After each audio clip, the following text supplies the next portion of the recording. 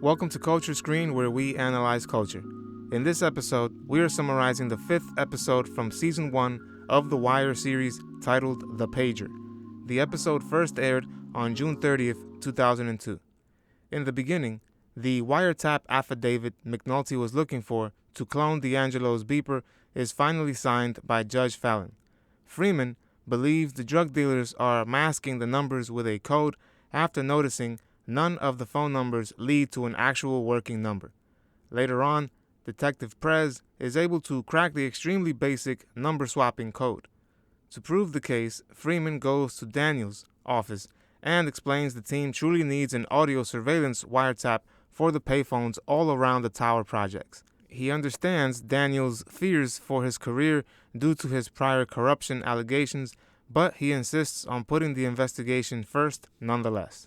Bubbles informs Detective Kima Greggs where she can find Omar Little's van. As McNulty and Kima wait for Omar to arrive, intending to arrest him if he has a firearm, in hopes of persuading him to work as an informant, McNulty contacts his wife, Elena McNulty, to request that his sons visit him. He claims to have everything prepared, but Elena doesn't believe McNulty, and she tells McNulty that the children will not be sleeping over. Later on, Bodie is found by detectives Carver and Herc, who arrest him for fleeing the juvenile prison center. Bodie is adamant about not cutting a deal with the detectives, and so Herc and Carver reply to his disrespectful comments by beating him up. After the vicious beatdown, the detectives play pool with Bodie as they wait to send him back to the juvenile center. Bunk receives news from a ballistics expert from the Deirdre Crescent crime scene. They are able to verify Deirdre's killing was linked to the Barksdale organization, exactly like Sergeant Landsman suspected.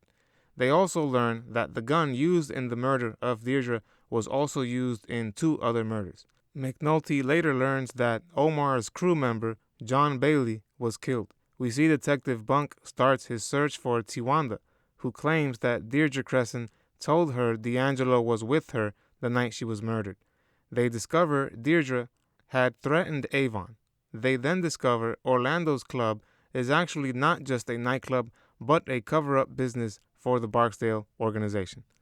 Later on, McNulty and Greggs meet up with Omar in a cemetery.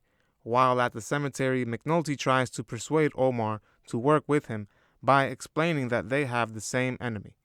Omar believes, however, that cooperating with the police goes against his code. Omar seems unfazed when McNulty tells him Bailey was murdered. So Omar quickly tells McNulty that Bird was the one who killed William Gant. Remember, I am summarizing the entire series, so subscribe and click on the notification bell so you are reminded when I upload the next episode. I will be reviewing other TV shows and movies in the future as well. Also, let me know what other TV series or movie you would like me to summarize below. Stay tuned. Later on, we see Avon Barksdale is at the home of a girlfriend when the phone rings. When she answers the phone, the line goes dead. Weebay Bryce is told by Avon to disconnect the phone lines. Weebay expresses concern to Avon that he is now officially paranoid. Avon is adamant about not using the payphone they come across and chooses to head over to the next payphone. Back on the east side, we see Omar Little, Bailey, and Brandon Wright planning their next robbery attempt. Omar devises a strategy to apprehend the sellers in the alley they frequent. While Brandon and Bailey wait, Omar approaches from the front, whistling his trademark song, The Farmer in the Dell. While Bodie and Pooh are speaking about AIDS, Stringer Bell pays D'Angelo a visit and informs him that the crew believes there is a snitch in his group of dealers. He urges D'Angelo to withhold his dealer's money and look for anyone who doesn't require an advance to make ends meet, thereby identifying anyone who has another source of income. Stringer finally berates D'Angelo for giving Pooh a cell phone. D'Angelo invites his girlfriend Donnette to a high-end restaurant. He talks to Donnette about not fitting in at the restaurant. Donnette responds by reminding him that his money is as green as anyone else's at the restaurant, and that means he should feel like he fits right in. We see that D'Angelo is concerned that he will always be limited due to where he grew up. D'Angelo feels like his environment has him on a specific track, a track he can't transition away from. Stringer Bell and Avon consider claiming the street corners on Edmondson Avenue, which are now vacant. Stringer is told by Avon that Stinkham should be in charge of the territory. Orlando and D'Angelo talk business at the club. D'Angelo is surprised when he learns about Stinkham's promotion. Later on, we also see D'Angelo set up a date with Chardine Inez, a dancer from Avon's club.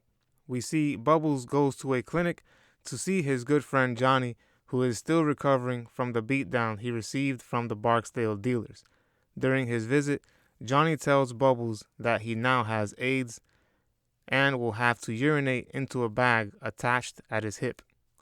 Bubbles is enraged at Johnny's predicament, so Bubbles informs Johnny that he wants to stop the Barksdale drug dealers for beating Johnny so viciously. Johnny is baffled as to why Bubbles is cooperating with the cops just to protect him. Avon, D'Angelo, and Stinkham pay a visit to Avon's brother, who is being cared for in a clinic. Avon explains to D'Angelo that his older brother is a prime example of the effects of irresponsible behavior in the life of crime. Avon warns D'Angelo that one single mistake may land either of them in his brother's current predicament. Avon tells D'Angelo that this fear is part of what drives him to work smarter and stronger every day. Pooh and Wallace later on discover Brandon playing an arcade game at a local business. They immediately call D'Angelo to inform him of Brandon's location. From the project phones, D'Angelo sends a beeper message of Brandon's location. Stringer Bell joins Wallace and Pooh. Moments later, Bird, Weebay, and Stinkham join in on the meeting. Stringer Bell calls D'Angelo to inform him that the job is done. Even though the computers back at the detective's office log all of the beeper messages, the detectives are not around to record the messages or phone calls. That was episode number 5, titled The Pager. To watch the next or previous episode summary, click on the link in the description or at the end of this video. If you would like to see our still photos of these episode summaries, make sure to follow us on Instagram. If you can, please support us on Patreon.